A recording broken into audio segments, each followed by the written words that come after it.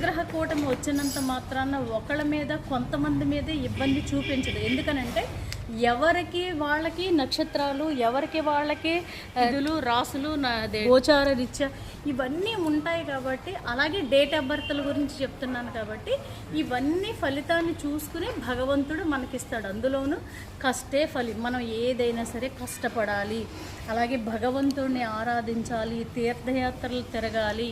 ఇంకొకటి ఏంటంటే ఎన్నో కష్టాలు వస్తున్నాయి అన్నారు. ఇప్పుడు సపోజు ఏళ్ళనాడు శని, కొంతమందికి అష్టమ శని, అర్ధాష్టమ శని ఇలా ఉన్నవాళ్ళు ఆంజనేయ స్వామిని ఆరాధించండి.